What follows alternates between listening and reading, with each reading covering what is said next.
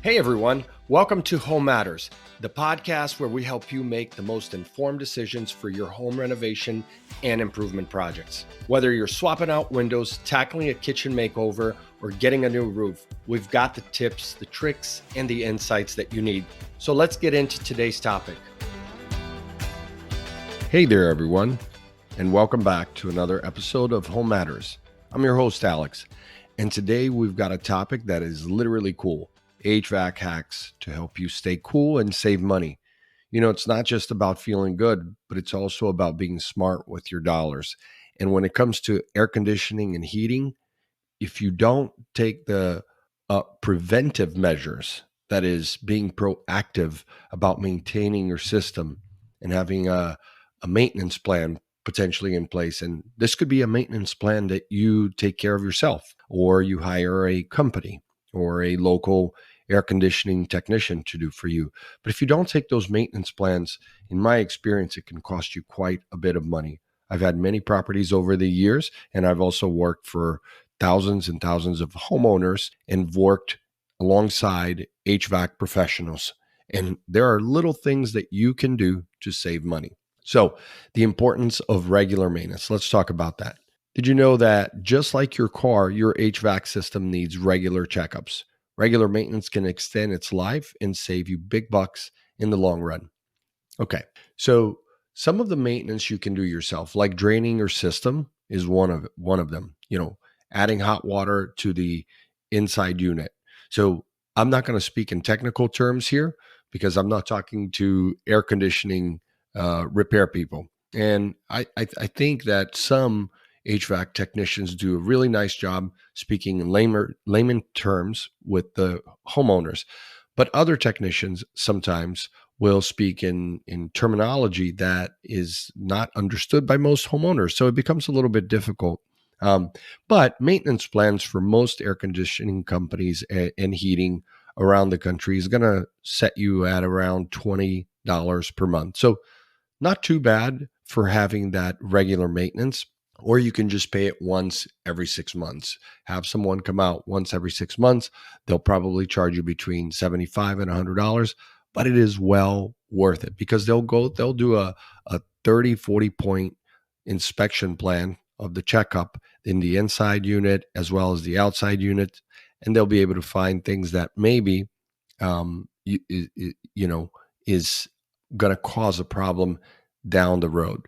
So again, maintenance plan is very important to do. Now, if you're in pretty much anywhere in the country and you will have air conditioning, and in the summers months, especially in the South or in the West Coast, in the desert, then your system is working extra hard because the temperatures are, somewhere between 90 and 110. So one of the things that you can do, other than doing the warm water in the inside unit to clear the lines, and that's why you do that. One of the things that you can do is take a little shop vac and go outside in the line that drains the water, right, from the air conditioning, and you pull the gooey stuff that gets stuck in there and that can clog your lines. So that's something that's like very simple to do. And also another thing that you can do to maintain is always have a capacitor, which is one of the parts in the outside of your air conditioning unit. Have a capacitor handy. A capacitor costs somewhere around $20. You can go to a website like Grainger or Amazon and buy the capacitor that is appropriate for your air conditioning unit. And that's going to save you because sometimes when you have power outages, the capacitor will blow out. And then there's other reasons that it can blow out as well. But it's a simple thing to do. I mean, think of it just like changing a battery. Super simple. You've got a couple terminals where you change the wires, but it's really, really simple. Anyone can do it. And it's going to save you hundreds of dollars. A typical air conditioning company is going to charge you anywhere between $120 to $200 to come in and change out that capacitor that is sitting in your outside air conditioning unit. So you can save quite a bit of money and just have it handy if it ever happens, right? All right. Now, when it comes to choosing the right system, size does matter. How many tons do you need? What's the square footage of the house or the apartment? A system that is too small will struggle to cool your house, and one that's too large will have you paying more than you should. So, I've changed many air conditioners in my lifetime in different homes, and choosing the right size is absolutely um, really the key to getting the right amount of air, but also not draining your pockets. So, um, there's any of the air conditioning manufacturers' websites will give you a calculator to put in square footage and tell you the layout of the house, and then they'll be able to tell you exactly how many tons you need of a unit, right? And then of course when it comes to choosing air conditioning, people, I would say bring out anywhere between 5 to 6 contractors. That'll give you a good idea of what the cost is. I say 5 to 6 rather than the typical 2 to 3, because the prices can range dramatically. I mean, you can have 6 people come out and the price range for a typical, let's say, 3-ton unit in a 3-2 house where you just need one unit and you're changing out the inside and outside unit, right? The handler, and it could cost between $5 to $12,000, and you go, wow, how did it go from 5,000 on the low end to 12,000? And in some cases they're using the same manufacturer, the same brand, same parts, right? Now what you'll notice is that different air conditioning companies, local contractors, they will have specific systems that they really like and work with, right? And that's okay, because maybe they get a special deal, maybe they've got training from them and extra parts, warranties, and things like that. So it's understandable that certain companies prefer one brand versus another, a Goodman versus a Train versus a Ream, right? So there's lots of different manufacturers out there. But it's important that, when you're choosing the right system, is that you get enough contractors out there, because not only will you be able to compare the prices better, you'll also be able to make sure that you're choosing the right system. All right. Number 3, energy saving tips. Smart thermostats, ceiling fans, and even the right kind of window shades can make a world of difference in your energy costs. So, we think of air conditioning and we think of air conditioning alone. Let's cool the house, let's heat the house.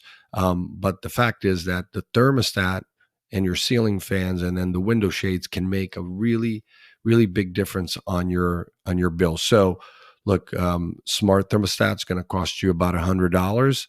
You can install it yourself, and then you can connect it to your smartphone and be able to control it when you're gone from the house. So very easy to do these days.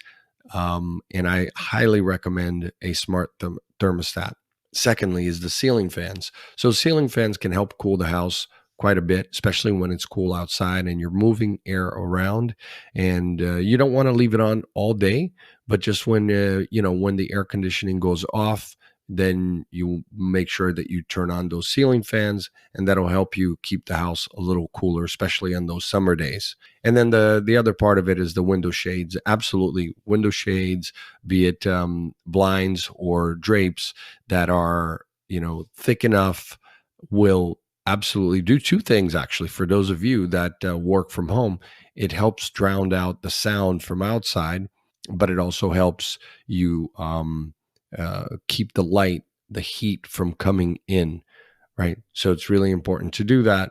And because at the end of the day, energy is the key contributor to your air conditioning, is the key contributor to your energy cost, is what I was trying to say. So if you think about it that way, any little bit that can save you, 5-10% a month on your air conditioning bill. And if you look at your energy costs, you will see that typically it's somewhere between, on the low end, 30%, and in some cases as much as 60% of your energy costs. In my home, it's around 45%. So 45% of my energy costs come from my air conditioner. I have one older unit, so obviously it's not as energy efficient, but I have one newer unit that is really energy efficient. And but either way, when you're spending 40% a month of your energy cost on air conditioning, you want to find different ways to be able to minimize that, right? And if you're planning a full scale remodel or just need some extra help, then check out the American Society of Heating, Refrigerating, and Air Conditioning Engineers. That's the ASHRAE website. They have a lot of great resources. You're able to connect with other contractors there as well. All right, guys, that's a wrap up for today's episode on HVAC hacks. I hope you found these tips useful. And remember, taking care of your HVAC system is not only about being good for the planet, but also for your wallet. And if you've enjoyed today's episode, don't forget to subscribe and share it with someone that can benefit from these tips. And for more resources, head over to our website, localcontractor.co, and make sure that you follow us on our social media pages. Until next time, this is Alex signing off from Home Matters. Thanks for tuning in to the Home Matters podcast. Remember, a great home starts with making smart choices. And if you enjoyed today's episode, please hit that subscribe button so you never miss out on a new episode. For more resources or to get in touch with a trusted local contractor, check out localcontractor.co. Until next time, take care and happy renovating.